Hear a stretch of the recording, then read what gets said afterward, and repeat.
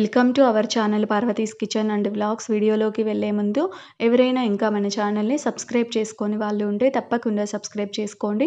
అలాగే వీడియో నచ్చితే తప్పకుండా లైక్ కూడా చేసేయండి. ఇక లేట్ చేయకుండా అయితే వీడియోలోకి వెళ్ళిపోదాం.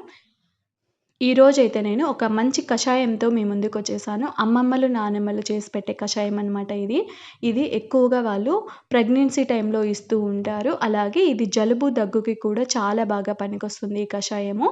మీరు నార్మల్గా ఉండే వాళ్ళైనా అప్పుడప్పుడు ఇది తాగితే చాలా మంచిది. అరుగుదలకి కూడా చాలా మంచిదనమాట. ట్రై చేసేయండి తెలియని వాళ్ళు ఉంటే తప్పకుండా. దీనిని ఆ అమ్మమ్మ వాళ్ళు ప్రెగ్నెన్సీ టైంలో అని చెప్పాను కదా, 6th మంత్ పడినప్పటి నుంచి 9th మంత్ వరకు వీక్లీ వన్స్ లేదు అంటే 10 డేస్కి ఒకసారి అలా ఇస్తూ ఉండేవాళ్ళు. తర్వాత లాస్ట్లో పెయిన్స్ వస్తాయి కదండి, ఆ పెయిన్స్ అప్పుడు కూడా నార్మల్ పెయిన్స్ అయితే పోతాయి, డెలివరీ పెయిన్స్ అయితే పెయిన్స్ వస్తాయి అన్నట్టు ఆ టైంలో కూడా ఇచ్చేవాళ్ళు అనమాట. ఇక లేట్ చేయకుండా అయితే ఈ కషాయాన్ని ఎలా తయారు చేయాలో చూసేద్దాం.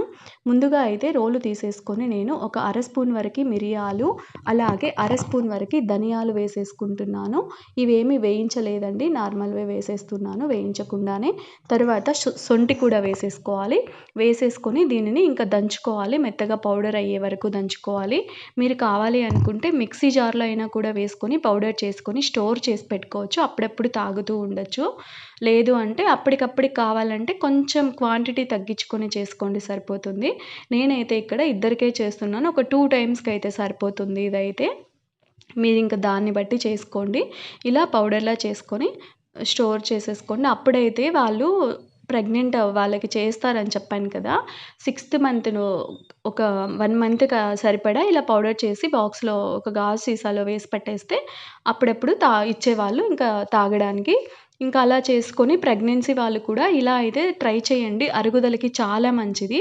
6th మంత్ పడిన తర్వాత కనీసం 10 డేస్‌కి ఒకసారన్నా తాగుతూ ఉండండి. 2 వీక్స్‌కి ఒకసారన్నా తాగండి, చాలా మంచిదనమాట.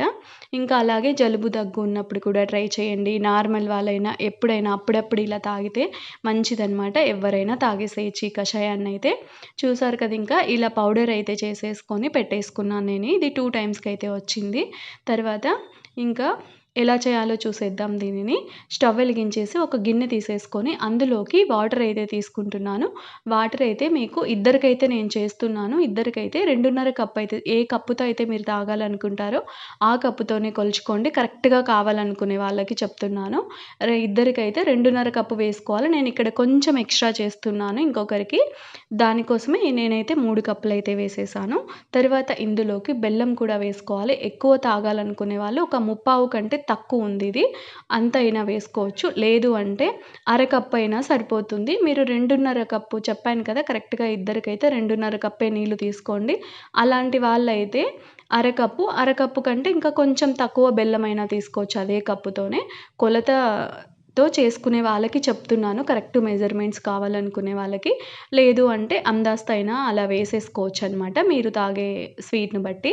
తర్వాత ఇందులోకి మనం ఇందాక పౌడర్ చేసి పెట్టుకున్నాం కదా, ఆ బెల్లం కరిగిపోయిన తర్వాత ఇందులోకి సొంటి పొడి, అదే సొంటి, మిరియాలు, ధనియాలు అవి దంచి పెట్టుకున్నాం కదా, ఆ పొడిని కూడా ఇందులోకి వేసేసుకోవాలనమాట. వేసేసుకొని ఒకసారి కలుపుకొని ఒక 5-7 నిమిషాల వరకు బాగా మరగనివ్వండి. ఇలా బాగా మరగాలనమాట. ఇది ఇలా జలుబు దగ్గు వచ్చే వాళ్ళైతే ఇలానే చేసుకోండి. లేదు ప్రెగ్నెన్సీ టైంలో తాగాలి అనుకునే వాళ్ళు ఇందులోకి కరివేపాకు పుల్లలు ఉంటాయి కదండీ, కరివేపాకు ఆకు తీసేసిన తర్వాత ఆ పుల్లలు, పెద్ద స్టిక్స్ కాదు, జస్ట్ ఆకు తీసిన తర్వాత ఉంటాయి కదా, ఆ పుల్లలని కట్ చేసుకొని ఇందులోకి వేసుకోవచ్చు. ఎండబెట్టి అయినా వేసుకోవచ్చు, లేదు అంటే ఇలా పచ్చివైనా వేసుకోవచ్చు అనమాట, మీ ఇష్టము. ప్రెగ్నెన్సీ టైంలో తాగాలనుకునే వాళ్ళైతే ఇలా కొన్ని కరివేపాకు పుల్లలు కూడా వేసుకొని ఇలా మరిగించుకొని తాగితే మంచిదంటూ ఉంటారు. వాళ్ళు అలా చెప్పేవాళ్ళనమాట. మాకు వాళ్ళు చెప్పేదే తెలుస్తుంది కదా. ఇంకా అలా లేదు నార్మల్ వాళ్ళైనా వేసుకోవచ్చు, ఏం పర్లేదు. వాళ్ళైతే అలా చెప్పేవాళ్ళు ప్రెగ్నెంట్ అప్పుడు అలా కరివేపాకు పుల్లలు కూడా కొన్ని వేసుకుంటే మంచిది అన్నట్టు. మీ ఇష్టం అనమాట. మీకు ఎలా నచ్చితే అలా అయితే చేసేసుకోండి. ఇంకా ఇలా మరిగిపోయింది ఇక్కడ. కాసేపు మరొకసారి మరిగించేసాను. మరొక 5 నిమిషాల వరకి బాగా సొంటి, మిరియాలు, ధనియాల ఘాటంతా బెల్లం నీళ్ళకి పట్టేలా మరిగించుకోండి. ఇంకా మరిగిన తర్వాత 2.5 గ్లాస్ తీసుకుంటారని చెప్పాను కదా, అర గ్లాస్ తగ్గే వరకి మరిగించుకోవాలి మీరు. తర్వాత ఇంకా ఫిల్టర్ చేసేసుకొని ఇంకా తాగేయడమే వేడి వేడిగా.